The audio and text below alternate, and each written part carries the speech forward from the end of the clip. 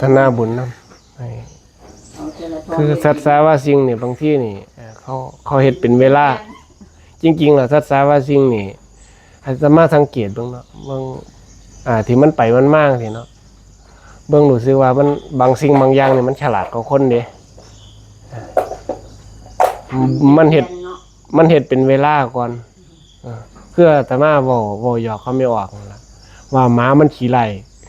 ว่าหมามันขี้ไล่ลูกมันเก่าตัว10ตัวมันก็บ่โยนเอาไอ้ลูกแม่มาเลี้ยงซอยจักตัวทอกตัวก็บ่มีจักเที่ย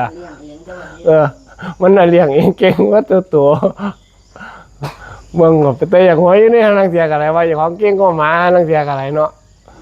เฮาสังเกตเบิ่งธรรมะนี่เฮาสังเกตเบิ่งสัตว์ที่อันใดมันอยู่ข้างๆอยู่ใกล้ๆกับเฮานั่นน่ะสังเกตเบิ่งดีๆคันเฮาสังเกตเบิ่งได้แล้วมันก็ง่ายมันเป็นเรื่องธรรมดานั่นน่ะแต่ว่าคันเฮาเบิ่งแล้วเบิ่งหมดเบิ่งหยังนั่นน่ะอากาศมันเปลี่ยนจังได๋เบิ่งเพิ่นยังว่าเบิ่งผู้อื่นก็คือผู้อื่นนั่นเบ็ดเสร็จแล้วก็สื่อสารใจเฮาบ่ได้แม่นฟังจากมาทางใดก็ตามมันตะวกไปเวียนมามันก็ต้องมาสอนใจเฮาคือเก่าคือโบราณเพิ่นว่าอันเฮากินข้าวเฮากินเฮาก็อิ่มนั่นน่ะยายบ่ไปอิ่มท้องผู้อื่นเขาบ่กินนั่นน่ะมันแม่นความเพิ่นนี่ไปมาๆแล้วคือนั่งเพิ่นเป็นหยังคือยังมาแนะนำให้เฮามานั่งสมาธิการนั่งสมาธินี่นั่งข้างล่างนี่ดีกว่านั่งเก้าอี้เด้ยายมันได้ต่อสู้กับใจเจ้าของต่อสู้กับหูจักเก็บหูจักปวดนั่นน่ะมันสั่งการนั่งสมาธินี่มันสั่งความรู้สึกนึกคิดเฮาดีเด้ว่าแต่รับตาเห็นเบิดบ่อนใดเคยไปนึกอยากไปไสก็ไปคิดปรุงแต่งมันสิเป็นอนาคตเป็นอดีตเดี๋ยวมันก็คิดไปอนาคตมันไปได้บ่ไกลเด้ยายเห็นบ่พอไปอนาคตไปแล้วมันสิถอยหลัง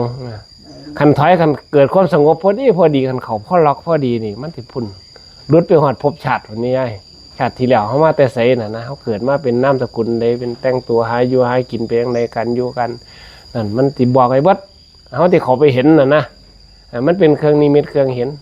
มันเป็นเพิ่นว่าเป็นเรื่องธรรมดาบ่แม่นเรื่องของแปลกหยังเรื่องสาธารณะผู้ใดเฮ็ดแล้วเห็นรอดว่าแต่อย่าเฮ็ดเพราะว่าการเฮ็ดให้ถึงความสงบหรือว่าเฮ็ดสมาธินี่มันมีอยู่2อย่างเพิ่นว่าสมาธิแบบผิดกับแบบถูกนั่นล่ะส่วนนี้คนมานั่งคือยังมานั่งเด็กนั่งสมาธินี่ว่านั่งรับหูรับตานั่งเที่ยงจังนี่นะนั่งเขาชานเขายังได้นี่แต่เวลาออกจากชานมาบาดนี่แห้งอัตตาตัวตนแห่งหลายก็เก่า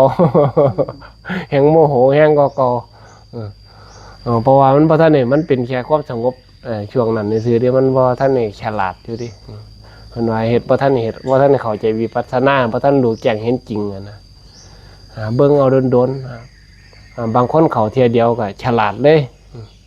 กลับจากหน้ามือเป็นหลังมือก็คือบ่ง่ายๆคือหน้ามือกับหลังมือมันบังกันน่ะยายแม่นบ่แบมือมาเบิ่งยายกันหงายมือมาจังซี่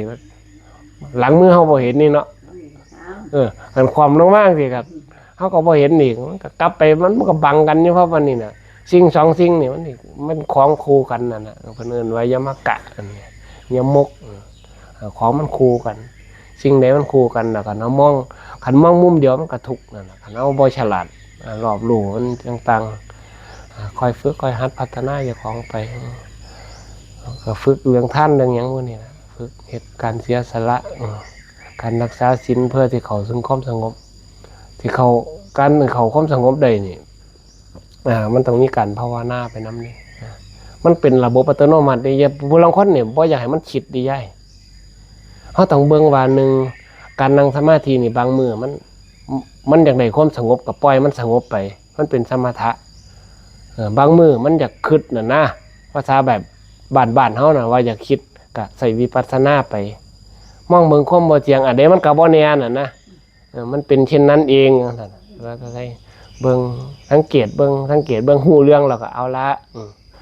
นั่งสมาธิบ่แม่นนั่งคิดน่ะนะบ่แม่นยามนั่งปรุงแต่ง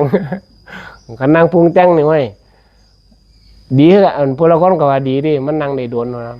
ดีอยู่บ่แม่นว่าบ่ดีแต่ว่าเฮาก็เบิ่งก็อย่าไปหลงน้ำมันน่ะนะแม่นมันเป็นกุศลศีลนี่คันคิดเรื่องดีนี่ก็คิดได้หมดขึ้นนี่เดี๋ยวมันขึ้นสอดแจ้งคือกันนี่มันเป็นกุศลศีลค คิดติดแต่งคือยังพระเนี่ยล่ะเพิ่นมักบอกไปหาอวยมาหาพระคันบวชออกพรรษาแล้วสิ สิซิกไปแล้วสิไปหาปลูกบักโม่ปลูกโม่ก็มีแต่หน่วยไงบ่มีแมงหยังมากิน ปลูกโม่แล้วขายก็ได้เงินได้เงินเท่านี้เราไปปลูกไม่ปลูกแปลงไม่ยังได้หลายก็เก่าน่ะนะออกรถออกล่ามาเดี๋ยวก็ได้เงินมากสิได้ไปแต่งลูกแต่งเมียน่ะนะแต่งปรุงไปจะว่ามันพุ่นละจะว่ามันสุดหม่องพุ่นละจะว่ามื้อมันไปพุ่นละนี่ล่ะเฮาก็เฮ็ดไปเฮาให้เข้าใจคือบ่ซื่อว่าจิตมันกินอาหารของสังขารน่ะนะเฮากินอาหารกันเฮาคิดเรื่องความเก่าความหลังที่มันก็กินของสัญญาน่ะนะกินอาหารนั่นล่ะเวลาเฮาเบิ่งว่าจิตนี่มันต้องการอาหารดิวิตกวิจารณ์นี่ไงวิตกวิจารณ์แต่ว่าคันเฮามีความปราโมทย์ปิตินี่มันมีความสุขนี่ว่าอยากได้ยังมันสิว่างอันนี้มันก็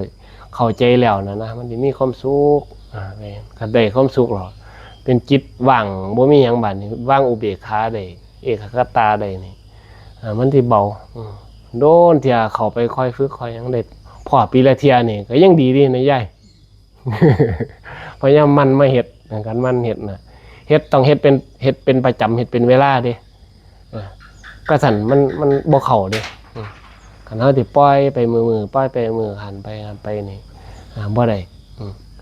ค่อยฝึกไปฝึกเป็นพอแต่ได้เวลามาแล้วก็คือยังเฮาของนำน่ะคือยังเฮาตื่นมาแล้วเฮามาล้างหน้าล้างหยังแม่เฮ็ดเป็นกิจวัตรเพิ่นว่าให้เบิ่งอยู่กับธรรมปัจจุบันมันได้เกิดมรรคเกิดผลได้เฮาสิอยู่ระบายทางหาทางออกไงน่ะนะเอาขโมทนาบุญนำมื้อละเล็กมื้อละน้อยบ่ได้คิดกันยังอยู่ทั้งเสียงมันจะบ่แม่นแล้วเนาะเด้อ